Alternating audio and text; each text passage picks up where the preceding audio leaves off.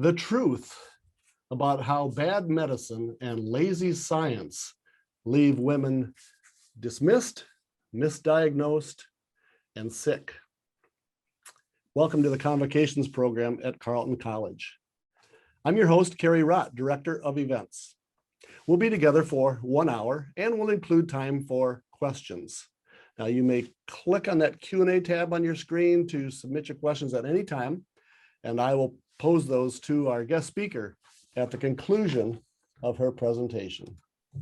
Maya Dusenbery from the Carleton class of 2008 didn't give much thought to the American healthcare system until she was diagnosed with rheumatoid arthritis at age 27. Research into her own condition led the journalist to a far bigger story, a medical system she found to be rife with inequities in its diagnoses and treatment of men versus women. In her book, Doing Harm, the truth about how bad medicine and lazy science leave women dismissed, misdiagnosed, and sick. Winner of the 2019 Minnesota Book Award for General Nonfiction, Dusenbery weaves together scientific and sociological research, interviews with doctors and researchers, and personal stories from women across the country to provide the first comprehensive, accessible look at how sexism in medicine harms women today. Dusenbery has been interviewed about this subject in NPR's Fresh Air, Good Morning America, and countless radio shows and podcasts. The title of her presentation is Doing Harm, How Gender Bias in Medicine Leaves Women Dismissed, Misdiagnosed, and Sick. Welcome back to Carleton, Maya Dusenbery. Thank you so much. It's wonderful to be here. It's a huge honor to be invited to give Convo. I obviously wish I could be back to do this on campus, but it's great to be joining you virtually as well to talk about gender bias in medicine. Great. So yeah, in some ways, I've really been thinking and writing about women's health since I graduated from Carleton almost more than a decade ago now. Before I became a journalist, I was working in reproductive health advocacy, and that has always been a really major focus of my writing. But it really wasn't until several years ago when I was diagnosed with rheumatoid arthritis that I started sort of on the path that led to this book project. So, I had been a really, pretty healthy young woman up until that point. And so my interactions with the medical system were really limited to routine reproductive health care. And I realized once I got sick that I just really hadn't given that much thought to how well the medical system was equipped to care for me if I were actually really ill. And I also realized that, even as a feminist writer who had been interested in reproductive health, I felt like I hadn't actually given much thought to how gender bias affects medical care beyond reproductive health issues. So personally, I was very fortunate. I was diagnosed with RA pretty quickly, started treatment pretty quickly, and no doubt in part because of that, my symptoms have been in remission for years. But after that experience, I started getting really interested in learning about autoimmune diseases. And, I began to wonder why there wasn't more public awareness of autoimmune diseases, which disproportionately impact women and have become a real kind of epidemic of chronic illness in our country. I also began to realize that I'd been really lucky to be diagnosed within several months. I started hearing about other autoimmune patients who were not that lucky. One survey found that autoimmune patients see an average of 4 doctors over 4 years before being properly diagnosed. And nearly half report being labeled kind of chronic complainers who are overly concerned with their health by healthcare providers during that time. And, it seemed to me that part of the problem was just that doctors were not being really well trained on how to diagnose autoimmune diseases. So in a survey, physicians say that they're often uncomfortable or stressed when diagnosing an autoimmune disease and really hadn't received adequate training, just gotten 1 or 2 lectures on the topic in school.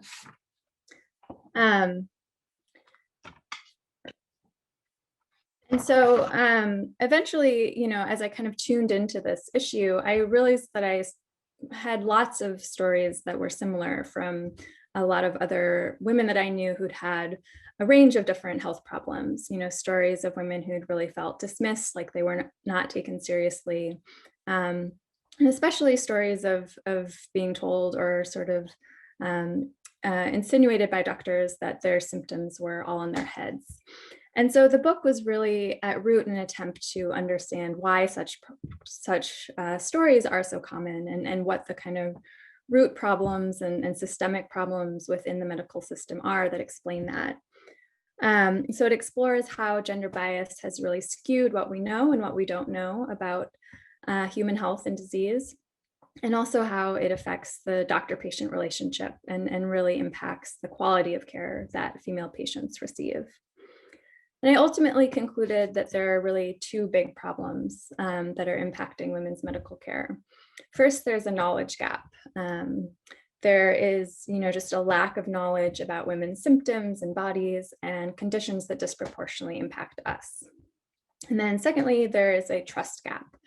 So there's a tendency for women's self-reports of their symptoms to be dismissed or minimized, and especially psychologized. And for me, really one of the biggest takeaways from my research was that these two problems are really mutually reinforcing. So we'll talk more about this later, but the way that these two, this knowledge gap and this trust gap have really become really tightly interwoven, I think is really key to understanding both problems and how they've become so entrenched within medicine. And I think it's important to note, up front that the bias that I'm talking about is really not about sort of consciously held sexist beliefs.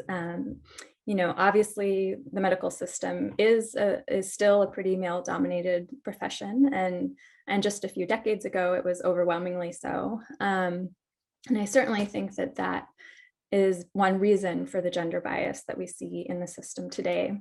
However, I don't think that female doctors or researchers are necessarily immune to the problems that I'm talking about.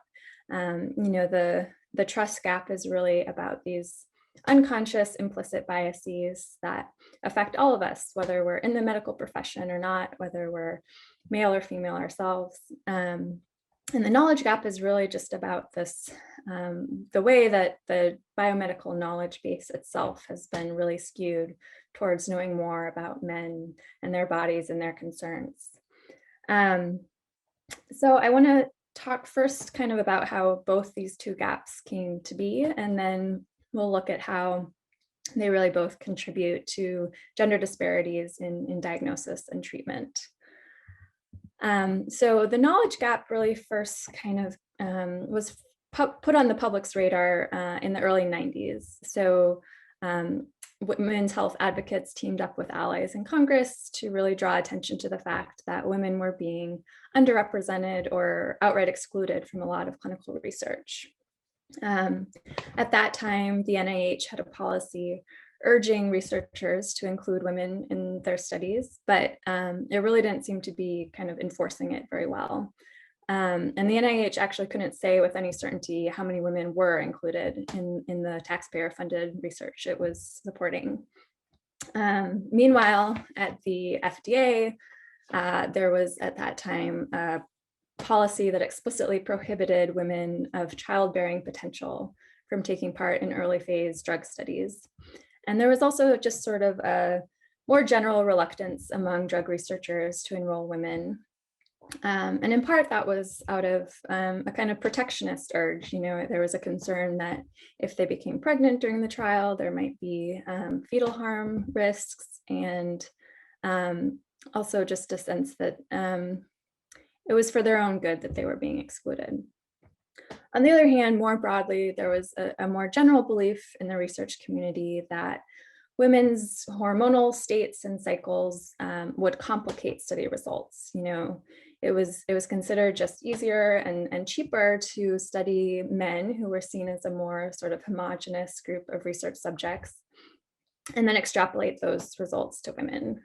And of course, there's a real sort of logical fallacy in that, the irony being that the excuse that these researchers were giving for excluding women really just underscores how important it is that they be included, that those hormones and other differences might actually affect study results. It might actually matter. So I think, at first when I started this research, I was aware of that history. But I think at that time, I felt like, the 90s were pretty long time ago at this point. Surely things have changed by now. Oh, and quick, before we move on, these are some examples of the studies that it came out during the early 90s when there were congressional hearings on this topic. Really important, large foundational studies that had enrolled many thousands of men and 0 women. And this kind of really spurred a lot of action, and progress. Steps were definitely taken, and a lot has changed in some ways since the early 90s.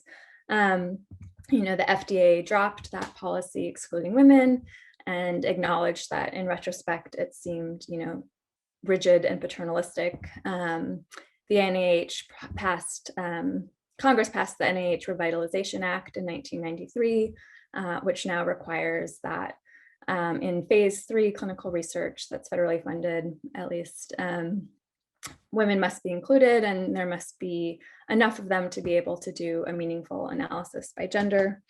But we really have yet to fully close that knowledge gap. For one thing, we're still sort of dealing with the legacy of those decades when women were really underrepresented. So to this day, there are still many drugs on the market that were tested mostly in men. Perhaps no surprise then that women are much more likely than men to have an adverse drug reaction. Between 1997 and 2001, 8 out of 10 FDA-approved drugs that had to be pulled from the market after approval were more harmful in women than men. And even today, women remain underrepresented in a lot of research areas, including cancer, HIV/AIDS research, and heart disease. But I think the most important way that we still have work to do is that while women are certainly mostly included in research today, it still hasn't become totally the norm for researchers to always design their studies in such a way that they can do a really meaningful analysis by gender, and then to actually include those analyses in their published works.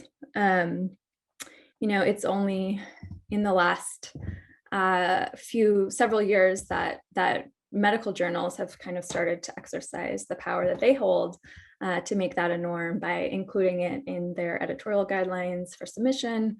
But as the slide shows, in a majority of studies still don't report results by gender. And when it comes to preclinical research, so not the human trials, but the preliminary research that's done on animals or tissue or cell lines that really underpins that clinical research, female animals are still vastly outnumbered by male animals. The excuse given for that is often the same one that the researchers offered back in the 90s, that the female hormonal cycle just would kind of complicate results. Although I heard one researcher say that she'd heard other excuses from her peers, including that female mice just have smellier urine than male mice, and that's why they were favored in the lab setting. So yeah, in preclinical studies, for example, in neuroscience, there are over 5 times as many studies that include only male animals as only female animals. And that's true even when it comes to research on conditions that mostly affect women. So in the real world, women make up a majority of patients with chronic pain, and yet 80% of basic pain studies use only male animals, despite known differences in the pain processing systems by sex. So there's still a lot to do on the animal research side. When it comes to researchers who are using cell lines, they're even less likely to even pay attention to whether it's an XX or XY cell line, even though, again, we have observed differences based on sex at the cellular level. So in 2014, the NIH did start formally requiring that animal researchers include both sexes. And when they did so, they really lamented that there has been really no improvement over the last few decades, despite multiple calls to action. So my researcher or experts really kind of describe this to me as a add women in stir approach that we've taken since the 90s. So women are included, yes, but we're still just not getting as much knowledge as we could be about possible sex and gender differences. And that has really just become more and more unjustifiable over the decades. Since the early 90s, an ever-growing body of research has shown that there are often important differences in everything from side effects and effectiveness of drug treatments to symptoms and risk factors for the same disease. Here are just a few examples of many. By 2001, there was enough of this kind of research that the Institutes of Medicine compiled it into a big report on the biological contributions of sex to human health. And they urged researchers to really be taking this into account when they were designing studies at every level of biomedical research.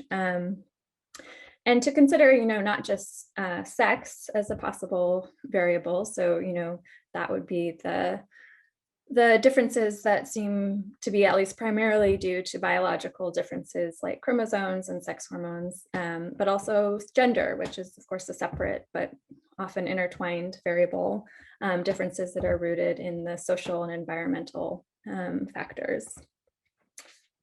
But the other big challenge to closing this knowledge gap is that a lot of that new knowledge has just yet to be fully incorporated into medical education, let alone change clinical practice.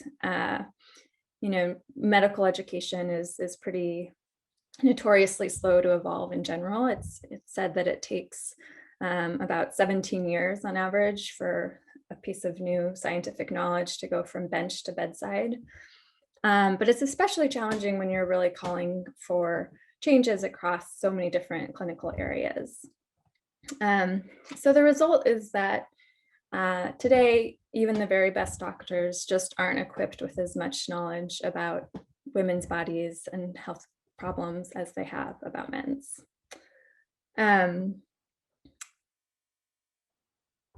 So this knowledge gap is not just about kind of failing to account for possible differences in response to treatment or the same experience of the same disease. It's also about the fact that a lot of women's health conditions that mostly impact women, have really been neglected by the research community entirely. And that really brings us to the next big problem, which is the trust gap.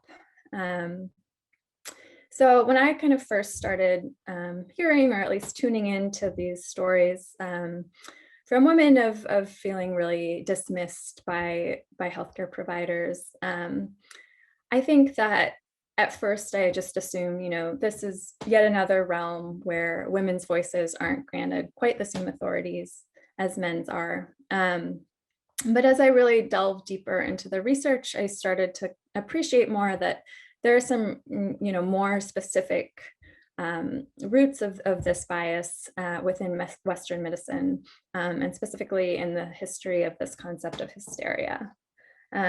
So before hysteria got its modern meaning, it was a disease, or at least it was this sort of catch-all diagnostic category that for really centuries has been applied to pretty much any unexplained mysterious symptoms in women. So in ancient Greek medicine, it was thought to, a lot of symptoms were attributed to a wandering womb that was thought to sort of rove about the body. In medieval times, women's mysterious symptoms were often seen as a sign of demonic possession or witchcraft. And then in the 17th and 18th centuries, hysteria was seen mostly as a nervous system disorder. And it's always been a very kind of gendered concept. But in the 20th century, after Freud came along, there was a really significant shift where hysteria had previously been considered a physical disease, but then there was a change and it started to be seen as a psychological disorder that causes physical symptoms. And ever since then, medicine has had this really very convenient notion that any symptoms that aren't readily explained can be attributed to the patient's unconscious mind. Of course, the term hysteria is no longer used as an actual diagnosis, although it was until fairly recently. But over the decades, different euphemisms have kind of come up in its place. So terms like somatization disorder, conversion disorder, psychosomatic, functional symptoms. But the one that I think is probably most common these days is this term medically unexplained symptoms, which is a really interesting phrase because on its face, it doesn't necessarily imply that there is a psychogenic origin to the symptoms. But in practice, it's often used as though it does. So in the medical literature, you'll really see it kind of used interchangeably with psychiatric terms like somatization. And I think this really reflects this very deeply entrenched tendency within medicine to assume that any symptoms that are medically unexplained must sort of by default be psychiatrically explained. As opposed to say, assuming that medically unexplained symptoms are perhaps only unexplained because of the limits of either an individual doctor's knowledge or, the limits of medical science and technology itself. And really consistent throughout this history of hysteria, as the concept has really shifted and morphed, it's always just been taught as a really just a scientific fact that women are especially prone to such hysterical symptoms. And the typical patient who with hysterical symptoms has always been a woman. I think my favorite example of this was from the 80s. A couple of researchers had come up with a screening test for somatization disorder. They said that there were several symptoms that should be considered highly suspicious for this disorder. And they came up with a mnemonic aid to help physicians remember them, which was somatization disorder besets ladies and vexes physicians, which I think really concisely and nicely gets at both the very gendered aspect of this concept and also the fact that for centuries, these patients were really seen as a big problem for physicians. It was a challenge to their profession that there were these patients whose symptoms weren't explained and sort of vexed them. So on the collective level, this trust gap has really kind of directly contributed to the knowledge gap because it's really hindered our understanding of a lot of really common women's health conditions. So conditions like fibromyalgia, vulvodynia, interstitial cystitis, myalgic encephalomyelitis, also known as chronic fatigue syndrome. These conditions and more are, conditions that disproportionately impact women and really share a very similar history. It really, wasn't until the 80s and 90s that these conditions were sort of, in some cases, recognized at all. And for decades, they were really seen as just assumed to be psychosomatic. And in the 80s and 90s, in large part, thanks to patient advocacy efforts, some within the medical community started arguing that, no, we should not just kind of assume that these are psychosomatic problems because we don't understand them well and they mostly affect women. But we should recognize them as, yet to be understood diseases that, could be understood if we actually devoted research towards understanding them. But instead, they had been sort of caught in this catch-22, where assuming they were psychosomatic, medicine hadn't wanted to invest in the kind of rigorous science that would be needed to show that they're not. And it's really kind of difficult.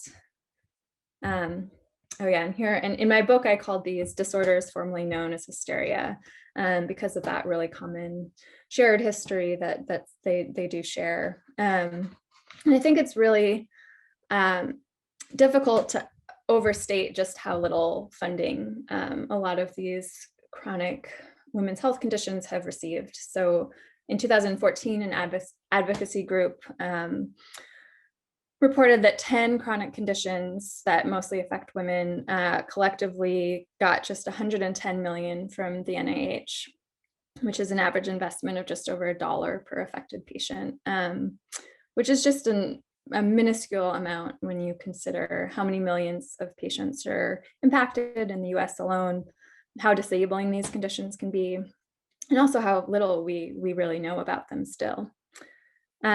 And not only are they neglected in the research realm, but they get short shrift in medical education too. And without good training on them, understandably, a lot of healthcare providers continue to have really outdated beliefs that they're psychosomatic, or really, treat them with outright dismissal.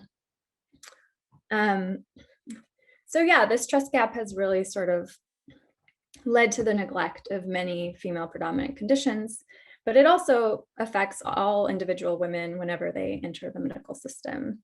It's really the history of hysteria that's at play when a woman goes to the doctor and finds that her unexplained symptoms are quick to be blamed on depression or anxiety or stress, which I think has become a really kind of all-purpose label for a wide range of problems. Or maybe those symptoms are normalized. I think this is another common way that women find their symptoms are dismissed. They're treated as sort of an expected result of their reproductive states or cycles. So, it's just menopause, or it's just period cramps, just hormones in some sort of vague way. In my book research, I interviewed a woman who had been told for 9 months when she was pregnant that her symptoms were just pregnancy. And then after she gave birth, they became just motherhood. And of course, sometimes patients with unexplained symptoms are accused of just plain malingering, of making up their symptoms for painkillers or disability benefits or attention. And I think class and race can be really big factors in determining whether a woman's unexplained symptoms are seen as all in her head or made up entirely.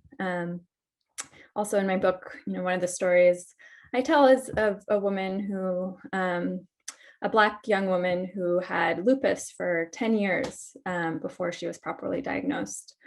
And she found that even after she was diagnosed, if she turned up in the ER with severe pain, which she frequently did because she had a very bad case of the disease, she often couldn't even get past the ER gatekeepers to be admitted to the hospital where she had a doctor and a diagnosis, because the assumption that she was drug seeking was just that automatic. And in a lot of other cases, I think it's not anything so explicit, but you just sort of get the sense that your own reports of your symptoms aren't taken seriously until they're sort of corroborated by some objective evidence, before the testing has been done to show that something's really wrong. And this was, I think, articulated well in a really seminal article in 2001 called "The Girl Who Cried Pain," that really compiled a lot of research and kind of theory about explaining why women's pain was discounted and undertreated. And that article is focusing on pain, but I think that the point applies to really all subjective symptoms, things like fatigue or nausea or dizziness. And so many of the symptoms that really do bring us into the medical system are not actually things that can be measured or confirmed via a test. And we're really, dependent on healthcare providers to trust our own self-reports to get across the severity of what's happening in our own bodies. And I think, there's a real temptation, I think, to think that women can sort of avoid being stereotyped in this way if they were just a little bit more stoic. So if women weren't so hysterical, maybe they wouldn't be treated like they were hysterical. And that's something that, I heard in my interviews with women, the sense that, they felt like they needed to be really ultra stoic in their interactions with healthcare providers because any hint of emotion would be used to dismiss them. But I think it's important to note that that is a strategy that can really easily backfire. So if you're trying to show and get across the urgency and severity of your symptoms, a strategy that kind of amounts to downplaying them is a little bit risky. And I think that's especially true because we tend to expect women to have a more emotional response to pain than men. That's a very deeply, widely held cultural stereotype. And so if you're a woman and you're claiming that your pain is a 10 out of 10, and yet you're not falling to pieces, you're not showing that with your body language, you might be met with suspicion as well. And so I think this really puts women in this tricky double bind where you're sort of damned if you do play into the stereotype, but you might also be damned if you break with it. And one physician that I interviewed, who's also advocate for women with chronic pain condition, put this really bluntly. She said, yeah, as a woman, you are either stoic and nothing's wrong, or you're crying and you get labeled hysterical. And we can see evidence of how this bias, this trust gap, really plays out in the data as well. So studies show that in the emergency room setting, women tend to wait longer for testing, for interventions, and for pain management compared to their male counterparts.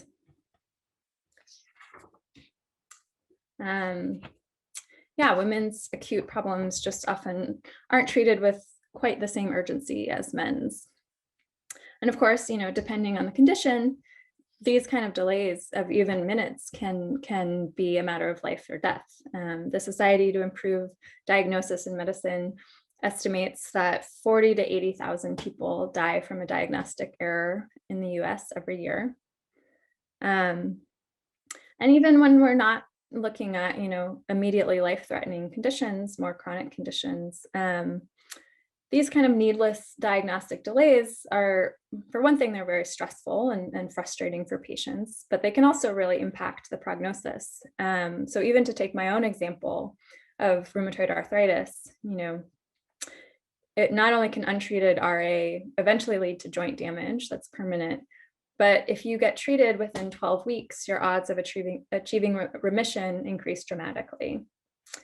And yet studies show that women tend to wait longer than men to get the proper diagnosis when it comes to more chronic conditions as well.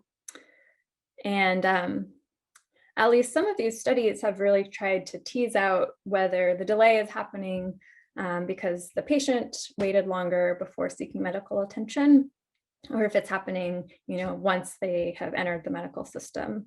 And those do show that in many cases, the gender gap opens up after that first visit to a doctor.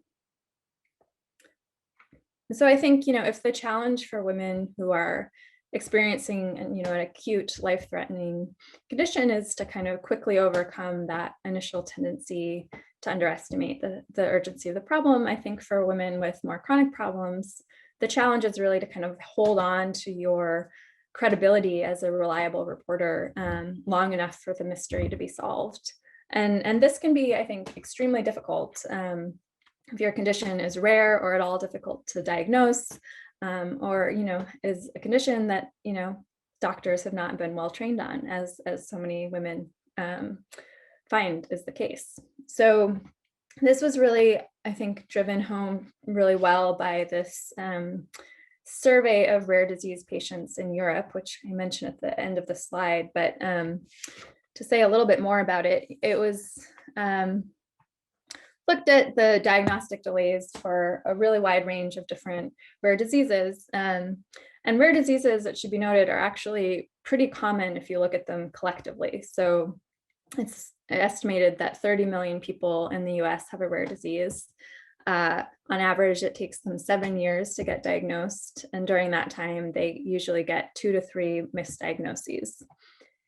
And this survey found a few interesting things. One was that being misdiagnosed with the wrong physical disease extended the time it took to get to the right diagnosis by double.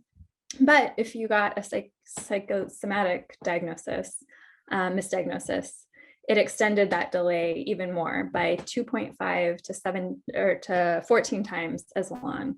And I think that really reflects the fact that a psychogenic diagnosis is a really sticky one. Once doctors have really settled on that conclusion, they stop looking for a medical explanation for your symptoms. And once they've decided that you are not really a reliable reporter of your symptoms, it becomes very difficult to get your credibility back. Basically anything you do will just sort of reinforce that impression. And that's sometimes true even if you try to switch doctors, so if you have that label written in your chart, it can really follow you around and sort of bias the way that future doctors view your case. And I've heard from women who fought really hard to get diagnoses like that removed from their chart because they were so aware of how that really became a barrier to getting proper treatment in the future. So given how women are so vulnerable to that kind of misdiagnosis, it's perhaps not surprising that this survey found that across the board, women had significantly longer delays than men. And the authors of the report really emphasized that, that really shows that, while it's tempting to assume that the problem is just that these diseases are so rare and it's hard to diagnose them because of the rarity of them, that gender disparity really underscores the fact that that delay isn't inevitable. As they said, being a woman should have no influence on a physician's clinical ability to diagnose a disease, and yet so often it does. So to me, one of the really kind of troubling things about these kind of delays and errors is that it really seems like they become sort of self-perpetuating. So this was an insight I really learned from during my research, learned from experts in diagnostic errors. So they point out that a big part of the problem is that we currently don't have really good feedback systems in place so that doctors actually learn when they've made a diagnostic error.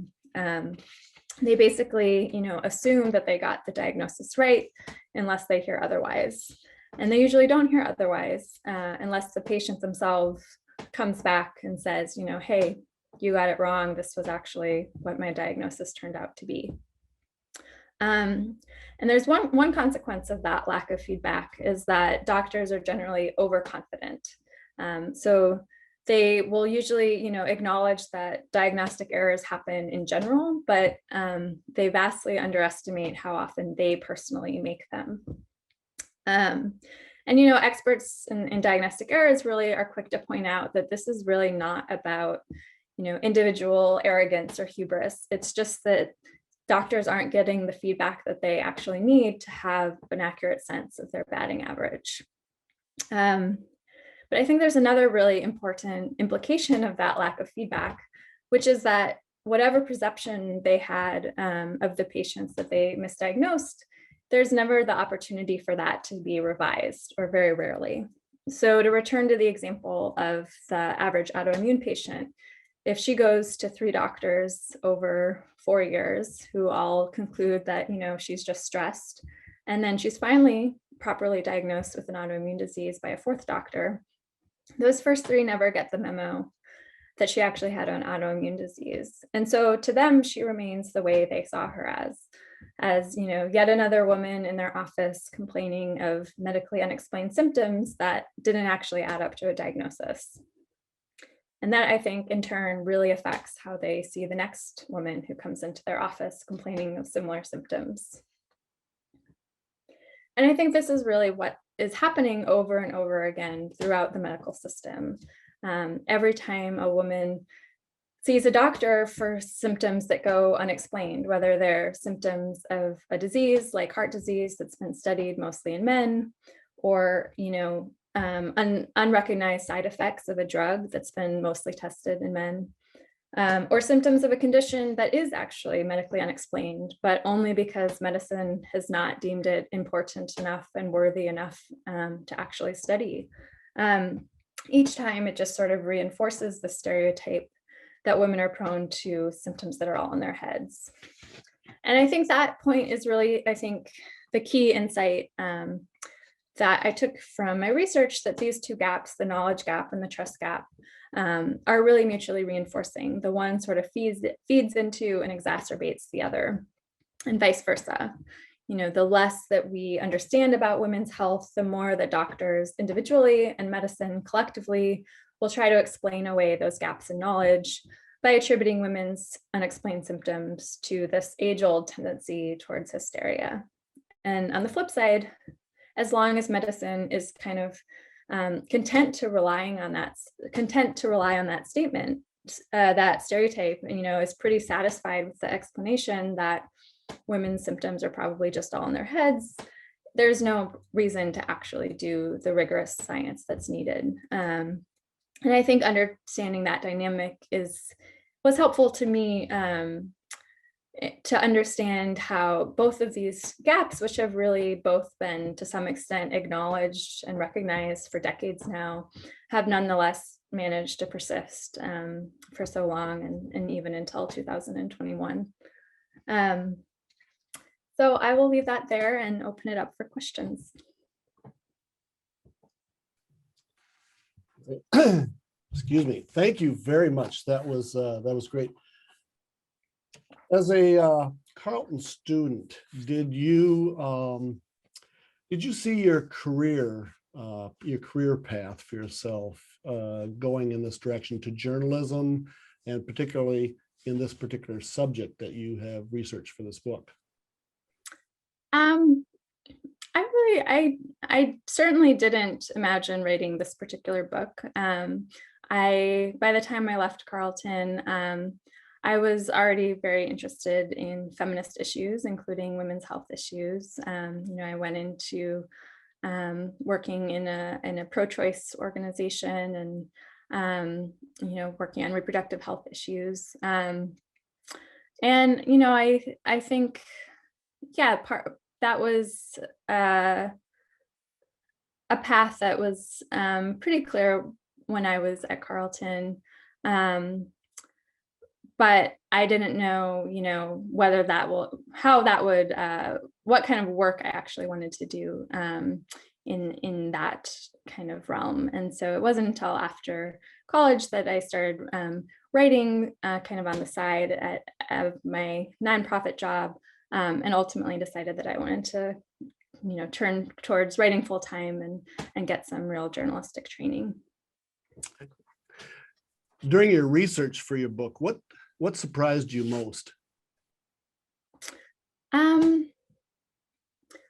I think, as I mentioned, one of the things that was surprising was to kind of appreciate how hard it is to change the medical system. So even though these problems have been recognized, since the 90s, we've been trying to close this knowledge gap, and we have made progress, but to kind of appreciate that there is that long delay before we really see the kind of fruits of that, those efforts. I think it was also surprising to me how many women do have kind of stories of being really dismissed and by healthcare providers, and how hard it is to kind of as an individual to see those as part of a bigger problem, right? Because we all, when you're seeing a doctor, it's a very isolating experience. And I think it's very hard to imagine that your experience is rooted in these larger issues, instead of just assuming, well,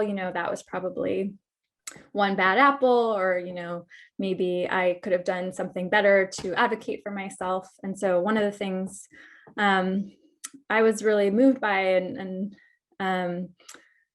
disturbed by talking to women about their experiences was just how easy it is to kind of internalize that dismissal, and to start doubting yourself when you're being told, it's all in your head, and start thinking, well, yeah, maybe it is just stress, or maybe this is normal. And so I think that one of the biggest takeaways was, coming to appreciate how many women have these kind of stories, and how we really need to be talking about them more to really be able to see the connections and see them as part of this bigger, larger problem. One of our viewers, this is not a question, but an anecdote. She writes, while pregnant, I was sick throughout the whole 9 months and was miserable. I was told several times that pregnancy is just a weird time with no further solutions offered. At a different prenatal appointment, I complained about feeling like my blood sugar was rising and falling uncontrollably. Since my gestational diabetes test came back normal, it was concluded that I was having anxiety as a coping mechanism to the idea of having a child. So my question is anxiety, is stress the new hysteria as a label for this? And do you have optimism for the future of women's health? I think stress or anxiety is certainly probably the most common label that patients are given for symptoms that are really just not readily explained. And the proper response by doctors is to say, I don't know what's going on, and instead, I think there's this real difficulty in doing that, and a tendency to reach towards, giving some label. And I think it's often stress or anxiety or depression. And I think not that those aren't, conditions that can certainly impact people and cause real symptoms. But I think that especially as women, if you're getting that kind of diagnosis for symptoms that you feel very confident are very different, very disabling, do not feel related to any stressors in your life, that you really should kind of trust your own instincts on that. And yes, be aware that these terms can be, as you said, used as just a new label for hysteria, and really push back if you need to. And I do feel some optimism about that. I think that since my book came out 3 years ago, I think we've even since then have been seeing, more media attention, more other authors who are writing about similar topics, more conversations within the medical community about these problems. And I think also, the pandemic has exposed so many problems within everything, but has really spotlighted a lot of the ways that our medical system is failing patients. And I think, that alone, I think can help sort of open up space to talk about some of these things. Professor Pamela Feldman-Savelsberg has said, congratulations on a great convocation. It's great to see you again. Her question is, if you could expand on the intersections between female-bodied people's biology and the cultural and social conditions in which women live that might explain why women suffer more from autoimmune disorders and long COVID. Yeah, that's a great question. I don't think I have a firm answer for those, the particular questions about why women suffer from autoimmune diseases, and why it does seem that, at least at this point, preliminary evidence suggests that they do suffer from long COVID disproportionately. But the question also gets to, I think, a really important question about, when we're looking at, when we're talking about sex and gender differences, we're looking at average differences between groups of men and women. Usually we're looking at cisgender men and women because that's usually who is included in the studies.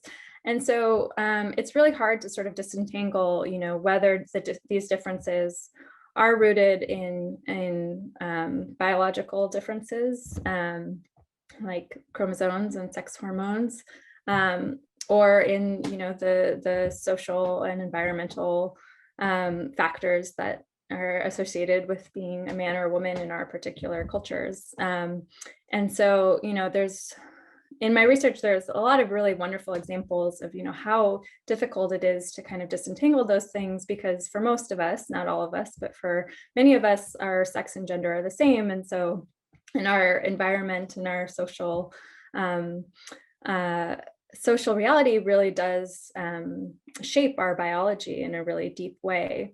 And so it's not actually possible to disentangle, what is there's no such thing as a pure sex difference and a pure gender differences, because those are totally intertwined. And I think there is a tendency, within medicine to focus more on the biological, reduce everything to biology and not pay as much as the attention that it should to the way that living as a woman in this culture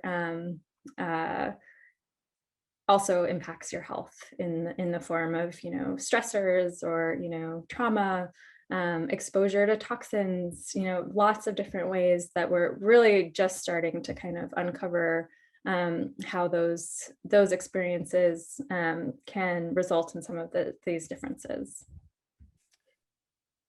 Do you think it's medical training that makes physicians and perhaps other healthcare providers misrecognize women's symptoms as purely psychogenic, or do physicians learn this through their lifelong absorption of gender stereotypes? That's a great question. Yeah, I think to some extent,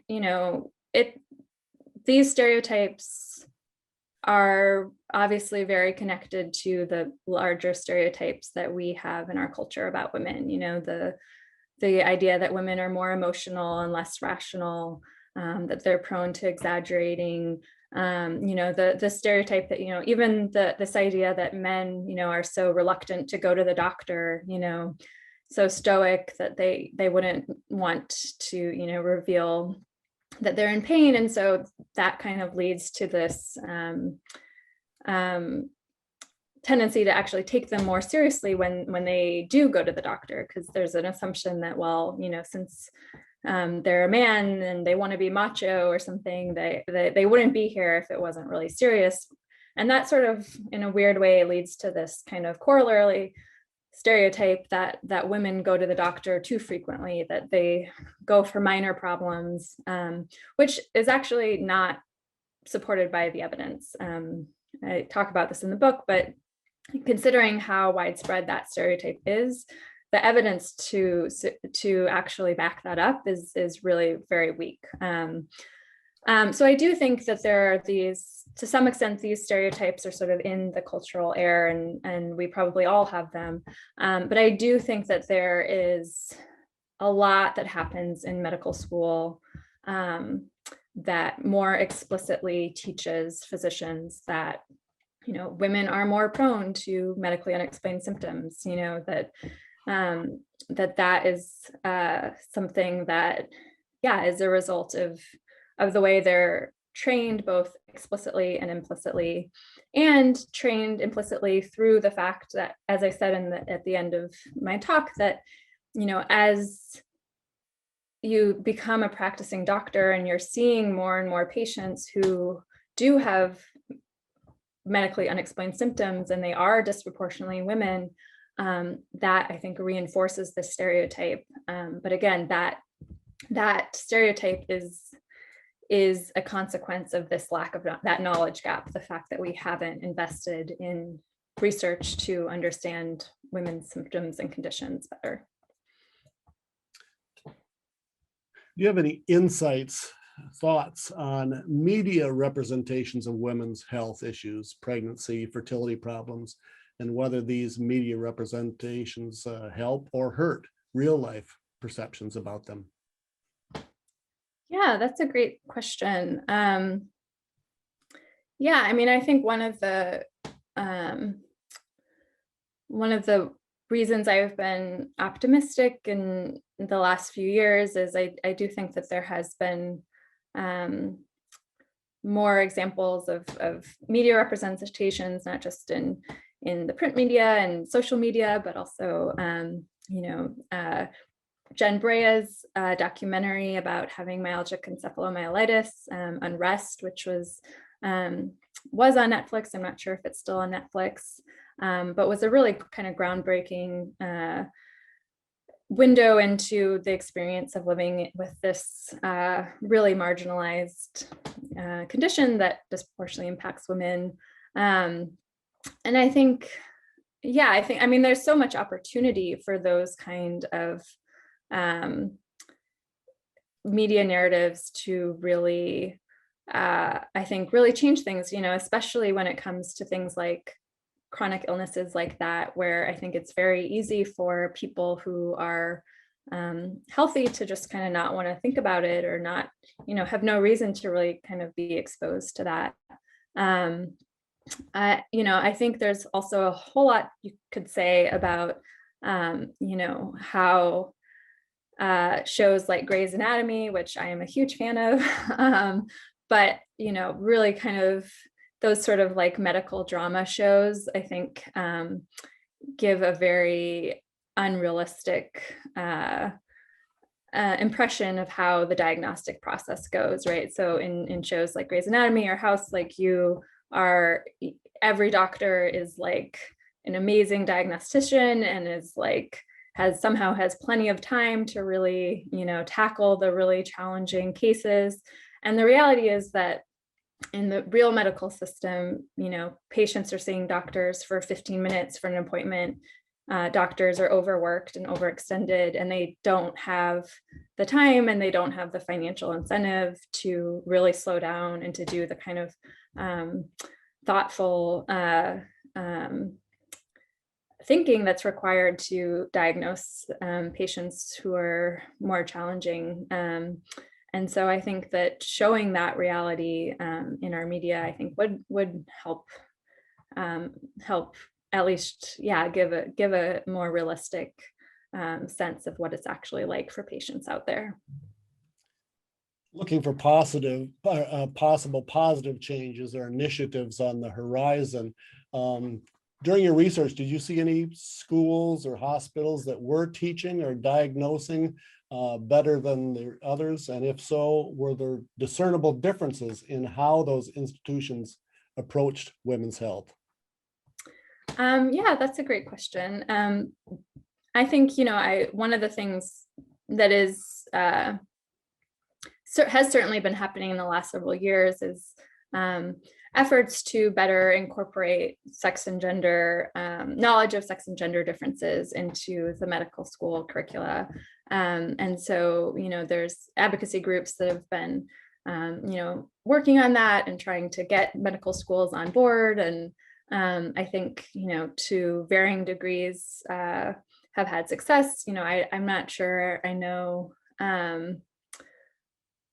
where things stand sort of generally. I think part of the problem is that, every medical school is sort of on its own and has kind of, there's no real way to say like, let's make this kind of standard. And so it really requires kind of the will to do that. And I think, getting folks on board and as I said, it's obviously these are really big, really conservative institutions, like conservative in the sense of, slow to change institutions. But I think there's also, certainly within medical profession, as in many other professions, there's at least interest in talking more about implicit bias, bias training. And again, I think it's really variable school to school, how much that is becoming a focus. But, I've done speaking at different medical schools, and I think the the cause for most optimism for me is to see that, speaking to especially, young medical students, I think there is a lot of interest and desire for this kind of information and these kind of conversations. I think obviously there are a lot more women in the younger cohorts of medical students. And also I think just younger folks are just kind of bring more awareness of these issues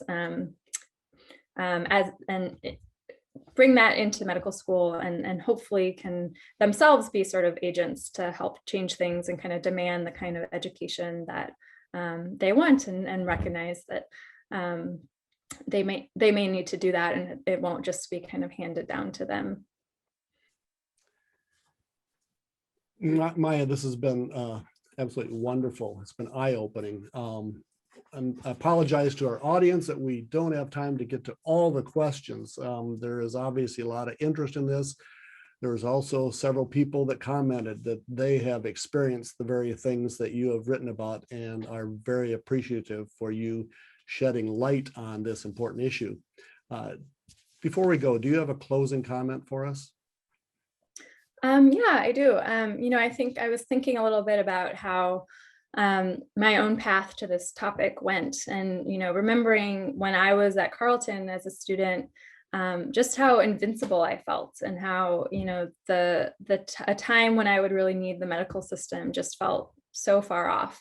And I think that's a really natural tendency. When you're healthy, it's, I think, really easy to be in a lot of denial about the fact that pretty much all of us at some point will become sick. And I think one thing that living through this terrible pandemic has done for many of us is to kind of make that inevitability feel a little bit closer. And it's also, of course, really spotlighted all of the ways that our medical system is broken and has been broken for a long time for a lot of people.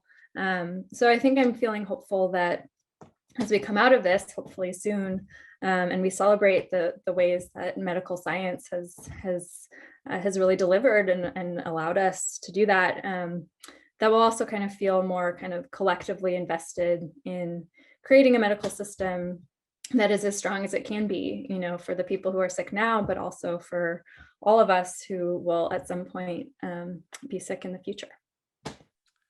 Well, thank you again, Maya, and thank you all for joining us for this convocation. Our guest next week will again be a Carleton alum, as environmental educator Scott Freeman talks about how we can engage with the land rather than exploit it. Until then, be well and be kind. Thank you. Thank you.